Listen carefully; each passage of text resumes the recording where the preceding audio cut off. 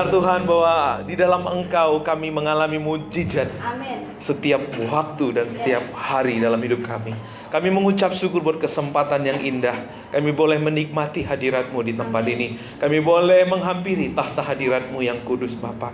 Kami serahkan waktu, kesempatan di mana kami boleh menerima kebenaran firman-Mu sore hari ini. Berbicaralah kepada setiap kami Tuhan. Biarlah firman-Mu termatrai dengan baik dalam hati sanubari kami, mengubah kami, menyembuhkan kami, membangkitkan kami, membawa setiap kami Tuhan dalam rencana-Mu yang ajaib dan luar biasa. Tuhan berkati setiap hati menerima firman-Mu dengan penuh sukacita oleh pertolongan Roh Kudus Tuhan. Di dalam nama Yesus, yang siap mendengar firman Tuhan sama-sama katakan amin. Silakan duduk. Salam. Dengan sukacita berada di tengah-tengah Bapak Ibu Saudara sore hari ini. Ya, kesempatan yang indah untuk kita bersama-sama diberkati oleh kebenaran firman Tuhan. Nah, Bapak Ibu Saudara, ya tiap kali kesini saya senang ya dengan pujian penyembahannya ya. Ya puji Tuhan, terima kasih ya buat Fresh Worship, tim Fresh Worship ya. Nah Bapak Ibu Saudara, mari kita buka Alkitab kita dari Kisah Rasul. Nah kita mau belajar bagaimana kita menjadi orang Kristen yang Tuhan kehendaki. Bagaimana kita menjadi gereja yang sesungguhnya. Nah, bicara tentang gereja, tentu kita belajar dari jemaat mula-mula. Waktu gereja pertama kali lahir, yaitu pada waktu zaman rasul-rasul. Ya, di sanalah gereja mula-mulanya. Karena itu kalau kita mau melihat seperti apa seharusnya kita bergereja, lihat di Perjanjian Baru. Lihat di komunitas Perjanjian Baru. Bagaimana para rasul Tuhan pimpin untuk membangun gerejanya. Kisah Rasul 2 ayat yang ke-41 sampai yang ke-47. Saya akan baca ayat 41, Bapak Ibu Saudara baca ayat 42 sampai nanti 47 ya. Siap semua? Sudah ketemu? Oh. Orang-orang yang menerima perkataannya itu memberi diri dibaptis, dan pada hari itu jumlah mereka bertambah kira-kira 3.000 jiwa. Ayat yang ke-42, Bapak Ibu bisa bantu baca? Oke, belum ketemu ya? Sudah? Oke, pakai berdiri yuk biar kita baca sama-sama. Saya ulangi ya, ayat 41 ya. Orang-orang yang menerima perkataannya itu memberi diri dibaptis, dan pada hari itu jumlah mereka bertambah kira-kira 3.000 jiwa. Ya, terus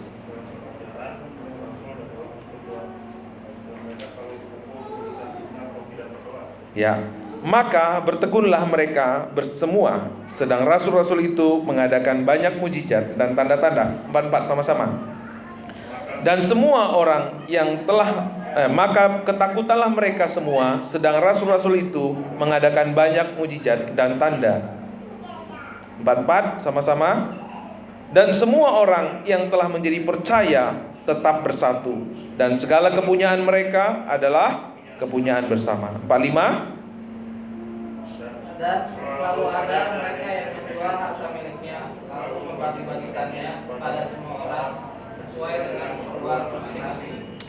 Dengan bertekun dan dengan sehati mereka berkumpul tiap-tiap hari dalam bait Allah. Mereka memecahkan roti di rumah masing-masing secara bergilir, dan makan bersama-sama dengan gembira dan dengan tulus hati, sambil memuji Allah, dan mereka disukai semua orang. Dan tiap-tiap hari Tuhan menambah jumlah mereka dengan orang yang diselamatkan. Amin. Silakan duduk. Ya. Nah, Bapak Ibu Saudara, ketika kita melihat jemaat mula-mula, ada satu prinsip dasar yang kita bisa lihat di sana. Bagaimana dikatakan gereja yang sesungguhnya? Gereja sesungguhnya itu bertekun dalam pengajaran rasul-rasul, itu pertama. Lalu kedua, dalam persekutuan, yang kedua, dan mereka selalu berkumpul untuk memecahkan roti dan berdoa. Itu yang ketiga. Berkumpul, bersekutu. Dikatakan juga di ayat 46, mereka bertekun dan dengan sehati mereka berkumpul tiap-tiap hari dalam bait Allah. Jadi salah satu unsur dasar sebagai gereja yang dikehendaki Tuhan, apa Bapak Ibu? senantiasa berkumpul, berkomunitas, punya komunitas sebagai orang percaya. Saya senang ya, Gereja Baptis Pangrango itu ada mobjang ya. Ya, itu bagus sekali. Itu mantap ya. Itu yang dikehendaki Tuhan dalam kita menjalani kehidupan iman kita. Mengikut Tuhan Yesus atau bergereja itu tidak datang hari Minggu pulang. Enggak seperti itu ya. Karena walau sejarah juga menunjukkan bahwa jemaat mula-mula di Perjanjian Baru ini, sebelum ada gereja, rumah mereka kecil. Tapi setelah gereja ada pada zaman rasul-rasul, rumah mereka, ruang tamunya jadi lega. Itu menunjukkan bahwa gereja mula-mula pada abad ini, mereka suka berkumpul di rumah-rumah. Ngapain mereka berkumpul? Nah, tentu bersekutu. Ya, bersekutu di dalam Tuhan. Bukan gosip ya, bukan ngomongin yang lain ya, tapi ngomongin firman, ngomongin bagaimana pergumulan di dalam Tuhan, ngomongin bagaimana hati Tuhan yang Tuhan taruh dalam hidup kita. Nah, saudaraku, tahukah bahwa sistem atau gaya pendidikan orang Yahudi itu ada istilahnya hapruta. Kita tahu orang-orang Yahudi begitu hebat. Mereka adalah bangsa yang kecil tapi bisa mengubah dunia. Bapak Ibu punya HP, itu orang Yahudi yang buat. Teknologi yang luar biasa itu, yang spektakuler itu, seluruh penjuru dunia itu ditemukan oleh orang-orang Yahudi. Ya, selamat sore Pak Pendeta. Ya. Mengapa bangsa ini begitu kuat, begitu luar biasa, begitu pinter? Mereka punya gaya pendidikan namanya hapruta. Apa itu hapruta? Artinya hapruta itu persahabatan atau persekutuan. Mendidik anak-anak mereka, mereka dididik dengan gaya persahabatan. Misalnya seperti Elson, dia dididik sama rabi, didampingi sama rabi, jalan sama, ya, nonton sama, mandi kemana-mana bersama. Ya, kalau mandi nggak mungkin sama ya. Nah, mereka punya gaya pendidikan namanya hapruta, saling membangun. 2-3 orang, ya, mereka belajar bersama-sama, mereka dididik oleh seorang rabi. Nah, ternyata gaya pendidikan ini, pola ini juga diterapkan oleh Tuhan Yesus. Tuhan Yesus berapa muridnya Bapak Ibu? 12. Tapi di dalam 12 itu ada 3 orang inti. Siapa itu? Yohanes, Yakobus, dan Simon. Dari ketiga orang ini baru yang ke lain. Sistem pemuritan Tuhan Yesus itu juga disebut dengan ternyata Tuhan Yesus juga menerapkan sistem pemuritan hapruta. Di dalam komunitas orang percaya, jemaat mula-mula juga terjadi demikian. Sehingga apa? Dalam 2 tahun Asia kecil semua itu mendengar Injil. Saya sudah 3 tahun di kota Bogor ya. Belum semua, masih jauh ya.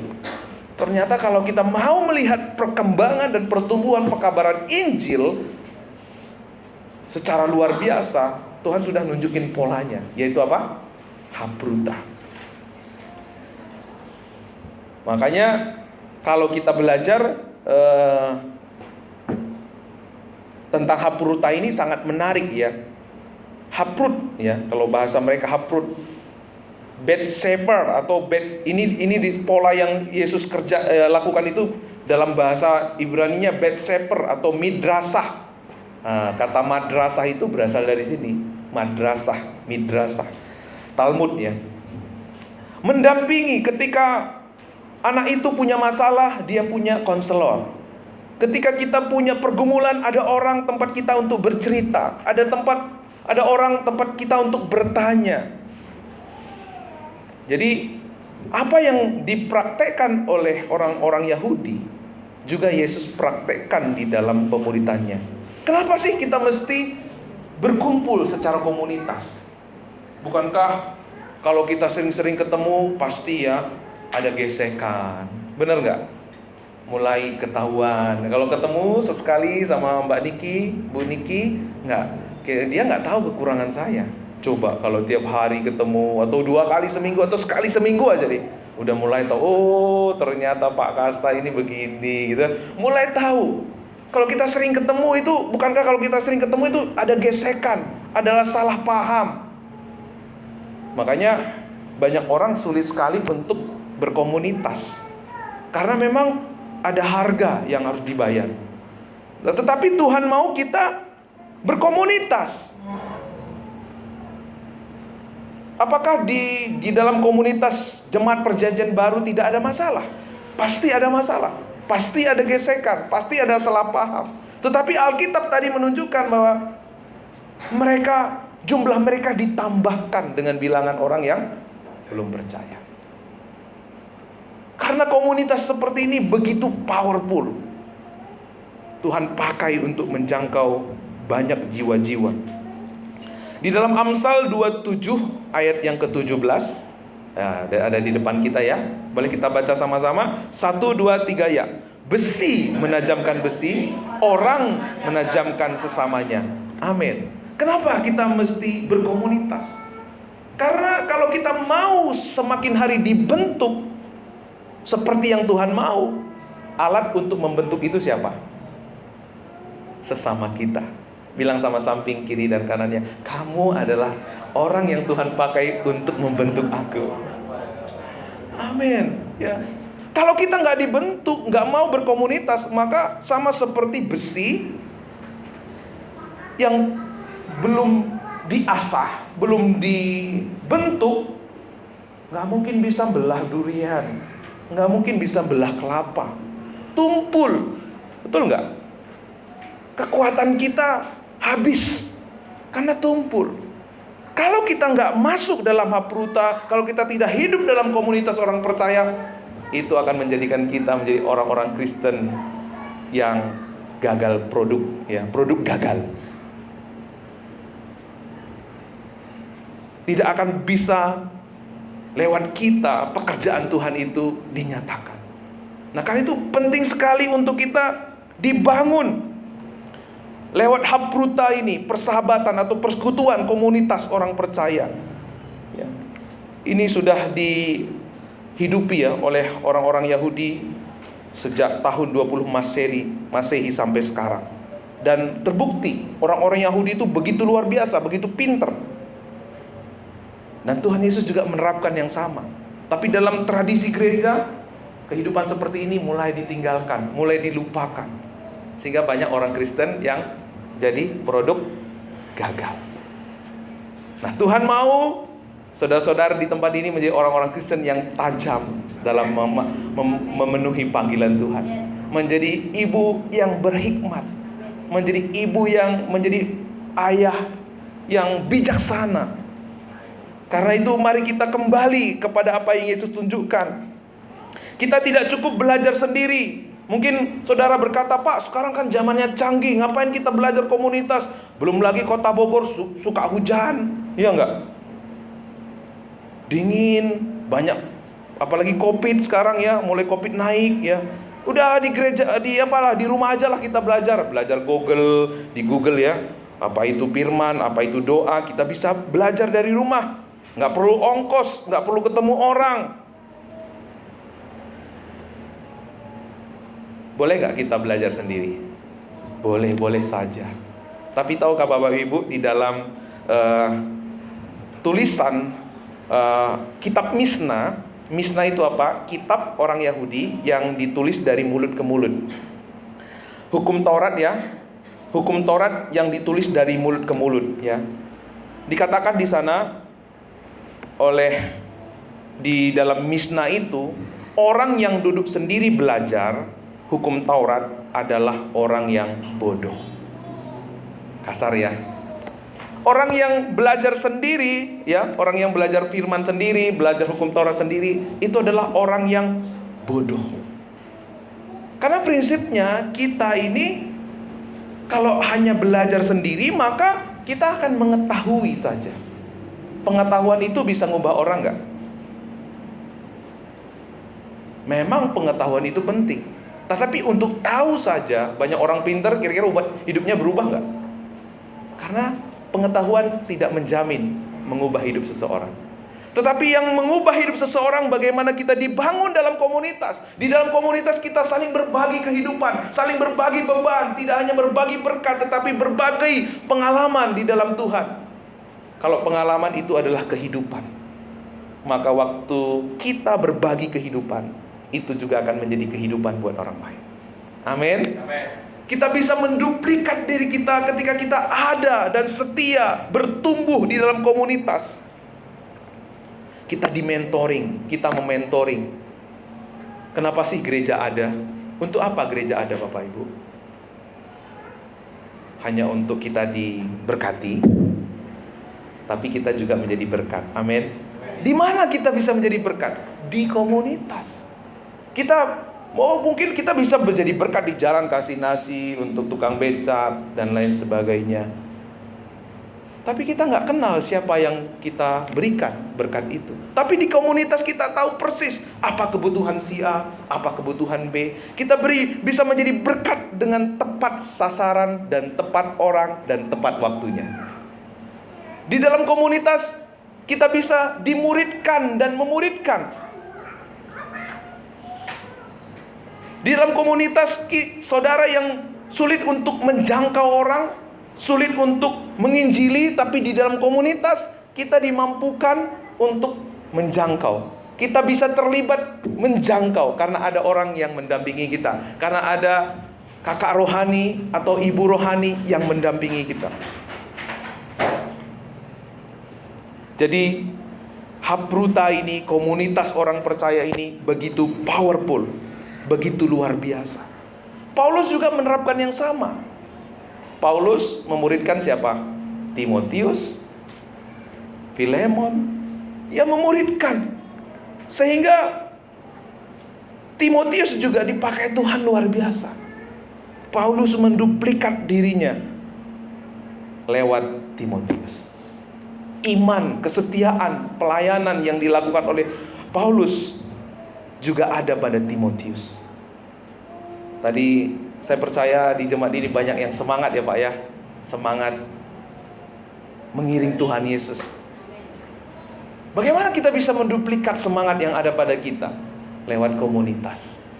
Lewat komunitas kita akan melihat bagaimana Tuhan memakai kita. Sehingga lewat kita ada orang yang tadinya gak percaya diri ikut Tuhan, melayani Tuhan. Lewat kita dia juga dikuatkan, dia juga dimotivasi untuk melayani Tuhan, untuk berani mengambil keputusan, memberi hidup mereka untuk Tuhan. Jadi hari ini ambil keputusan Bapak Ibu, saya mesti ada di dalam Hapruta. Saya mesti punya kakak rohani, saya mesti punya bapak rohani, saya mesti punya ibu rohani. Tidak hanya itu, saya mesti punya murid dalam hidup saya. Memang kita nggak perlu bilang ya, Pak, Dek, kamu jadi murid saya ya. Nggak perlu bilang seperti itu ya. Tapi dalam prakteknya kita mementoring dia. Gimana sekolahmu? Gimana pekerjaanmu? Gimana kemarin-kemarin gimana dengan papa mama? Ada perhatian, ada proses mentoring yang kita lakukan buat mereka. Nah, karena itu saudaraku yang dikasihi Tuhan, ya, kita perlu terus dibangun di dalam komunitas sebagai orang percaya. Yesus berkata, ya, kita ini ayat ini sering sekali kita sebut ya, 2-3 orang berkumpul dalam namaku, apa kata Tuhan? Aku hadir. Mungkin saudara berkata, Pak, saya nggak bisa memuridkan, Pak. Siapa saya? Saya nggak mungkin bisa menjangkau siapa saya. Tapi waktu Tuhan hadir di tengah-tengah kita, Dia yang akan memakai kita untuk memuridkan orang lain. Dia yang akan memakai kita untuk orang lain mengenal kebenaran lewat kehidupan kita. Jadi 2-3 orang berkumpul dalam namaku, aku hadir. Waktu kita berkumpul 2-3 orang bukan hanya sekedar memuji Tuhan, Bukan hanya duduk-duduk saja, tetapi di dalam 2-3 orang itu hati Tuhan sedang dinyatakan lewat hidup kita. Yaitu apa? Terjadinya proses pemuritan. Tuhan memberi perintah kepada kita di dalam amanat agungnya, jadikanlah semua bangsa muridku. Tuhan memanggil saudara dan saya bukan hanya sekedar menjadi percaya kepada Tuhan, tapi Tuhan memanggil kita agar lewat hidup kita orang lain juga menerima berkat yang sama. Agar lewat hidup kita orang lain juga dimuridkan. Ya, banyak orang di luar sana punya persoalan yang hampir serupa dengan kita. Mereka membutuhkan kesaksian kita. Sama seperti kita sudah dibimbing oleh orang-orang rohani pendahulu kita. Tuhan juga mau memakai kita untuk membimbing orang lain, untuk menuntun orang lain dalam terang kasih Tuhan. Jadi kalau kita berkumpul 2-3 orang dalam nama Yesus, maka apa? Kristus memuridkan kamu lewat saya. Kristus memuridkan saya lewat kamu. Kristus melayani orang lain melalui kita. Itu yang akan terjadi. Nah, tadi saya sudah sebut ya, bagaimana Paulus, para rasul, menjungkir balikan dalam 2 tahun ya, Asia kecil menerima Injil. Kenapa? Karena diawali dari Hapruta ini, diawali dari komunitas ini. Saya percaya kita semua yang sudah ngalamin Tuhan rindu agar sahabat kita, saudara kita, teman kita mendengar Injil. Karena tanpa pemberitaan Injil kita, tanpa pemberitaan Injil, mereka nggak mungkin mendengar kabar baik. Tanpa kabar baik, mereka nggak mungkin menerima keselamatan. Karena itu saudaraku yang dikasihi Tuhan, kita belajar dari pengalaman Paulus. Paulus dan teman-temannya dipakai Tuhan begitu luar biasa. Karena mereka punya satu rahasia yang Tuhan tunjukkan hari ini kepada kita. Yaitu apa? Komunitas orang percaya. Komunitas orang percaya ini begitu powerful. Dalam 2 tahun Asia kecil menerima pemberitaan Injil. Tapi sistem ini banyak ditinggalkan oleh orang Kristen kan. Mereka lebih suka datang, duduk, diam, dan pulang. Tapi saudara-saudara yang rindu dipakai oleh Tuhan, rindu melihat pekerjaan Tuhan di tempat ini semakin diberkati Tuhan, harus mengikuti pola yang Yesus sudah tunjukkan. Apa? Hapruta. Karena gereja ini adalah gereja Tuhan kan. Kalau gereja Tuhan, ikutin cara Tuhan. Bukan cara gereja-gereja yang lain gitu ya. Bukan cara-cara tradisi gereja yang selama ini sudah terparadigma dalam kehidupan orang percaya. Harus ikut caranya Tuhan. Karena di dalam Hapruta itu, karena di dalam komunitas orang percaya akan ada proses yang membentuk kita. Matius 18 ayat 20 tadi, sebab di mana 2 atau 3 orang berkumpul dalam namaku, di situ aku ada di tengah mereka.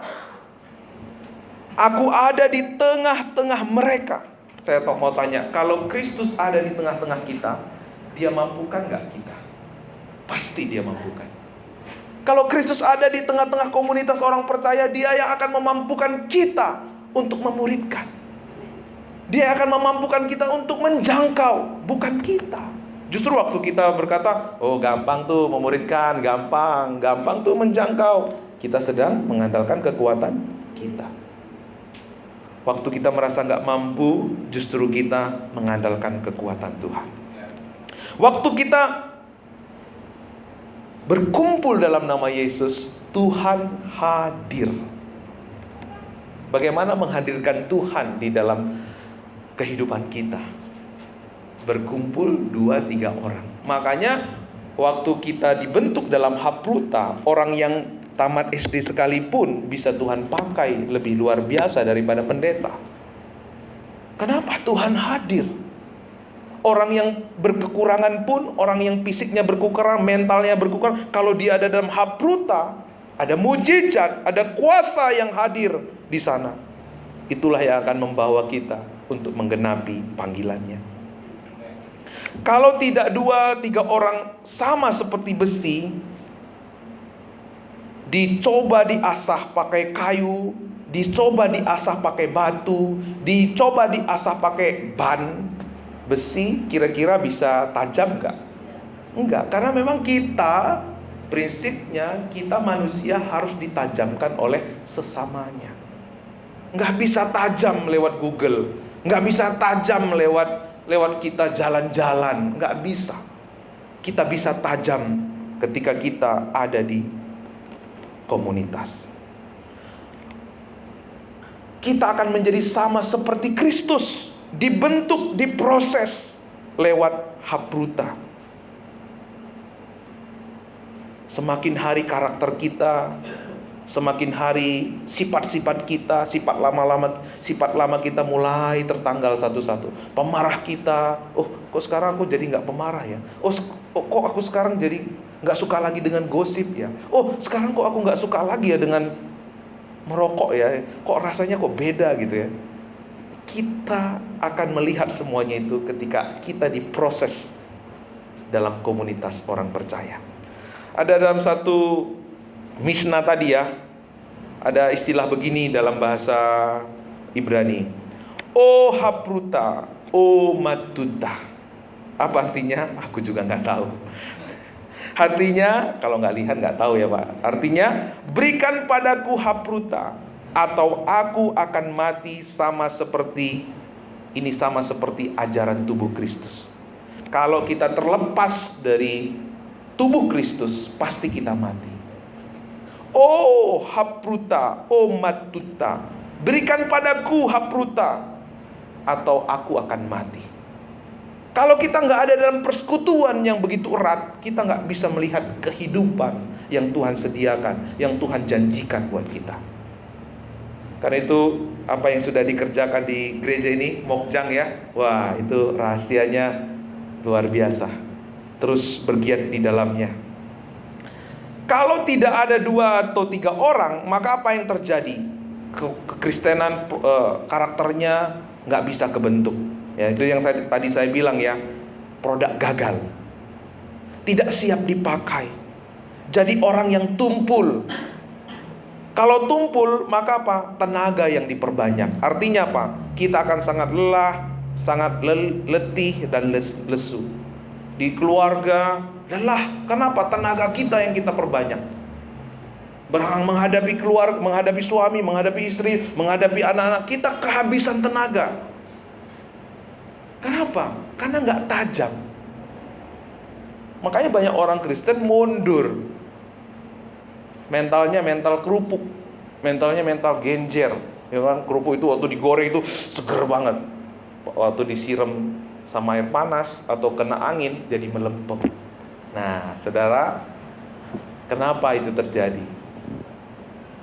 Karena tidak ada dalam komunitas orang percaya. Mental kita, karakter kita akan terbangun dengan baik ketika kita ada di hapruta.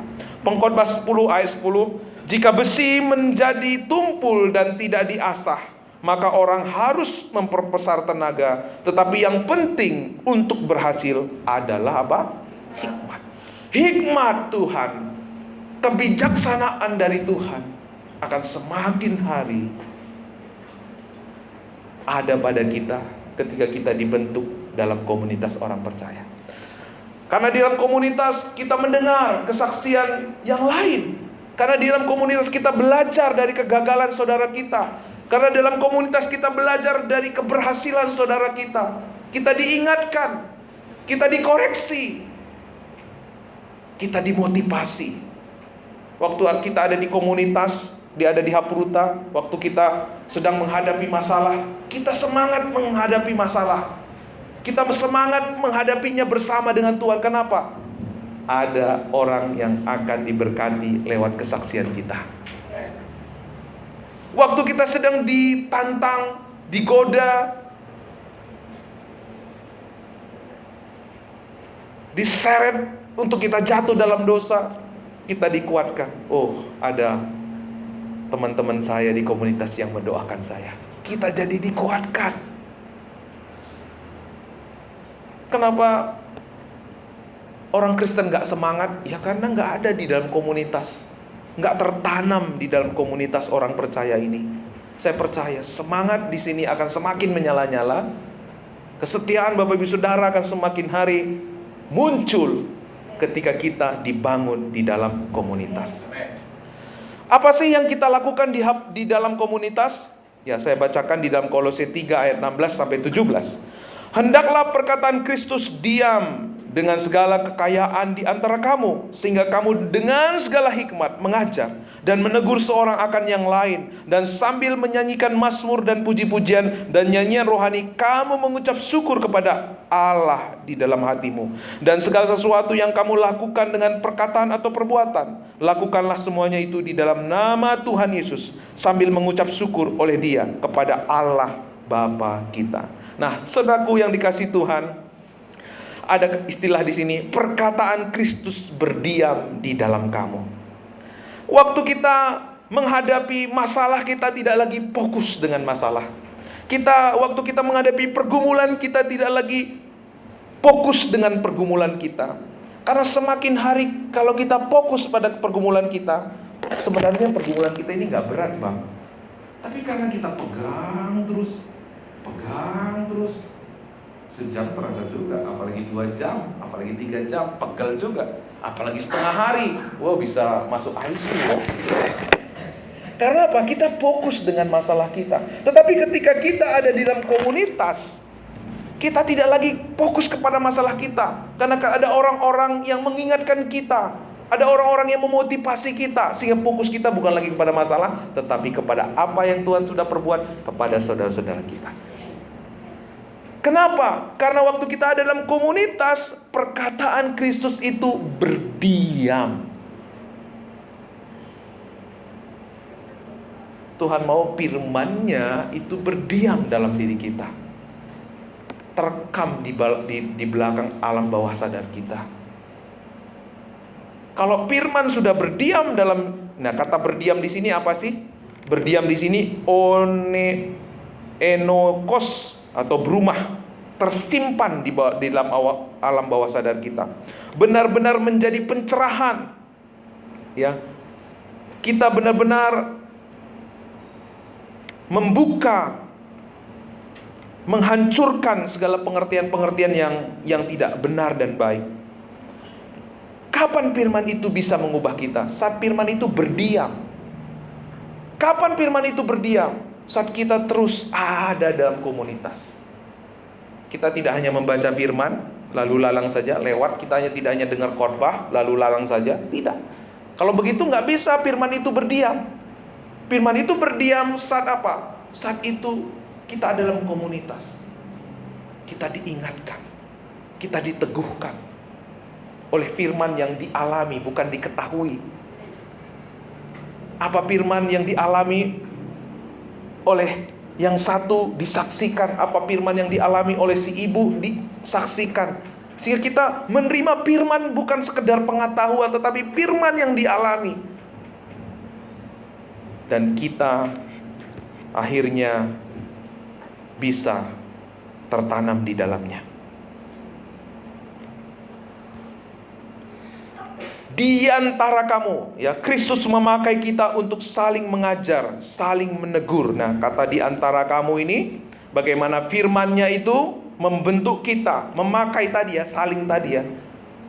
Ibu membentuk saya membentuk Bapak, Bapak membentuk yang lain. Kita sama-sama ada dalam proses itu. Kita saling mengajar, kita saling menegur, kita saling mengingatkan. Kapan itu bisa terjadi? Saat kita terhubung dalam komunitas orang percaya.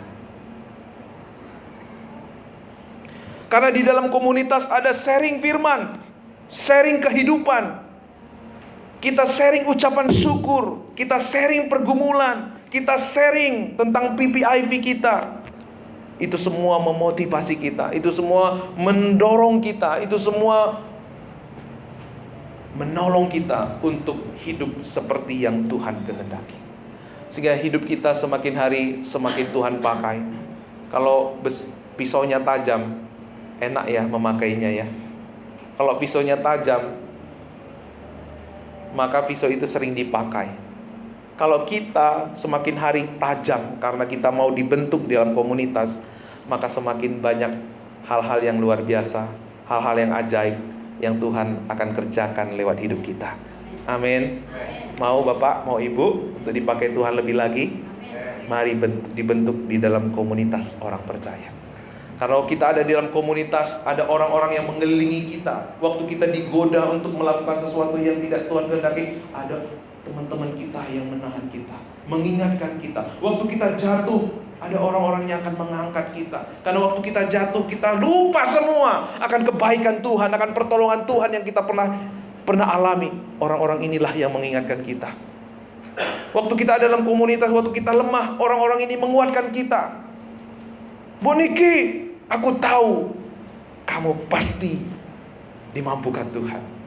Bu Niki, aku tahu Bu Niki tidak selemah ini. Kamu pasti bisa. Kamu pasti bangkit di dalam Tuhan. Sehingga kita akan semakin hari dibawa Tuhan, dimampukan Tuhan mengatasi segala sesuatu. Mari kita tunduk kepala. Terima kasih Tuhan buat firman-Mu. Hamba-Mu sudah selesai berkata-kata. Biarlah firman-Mu termatai dengan baik dalam hati sanubari kami Tuhan.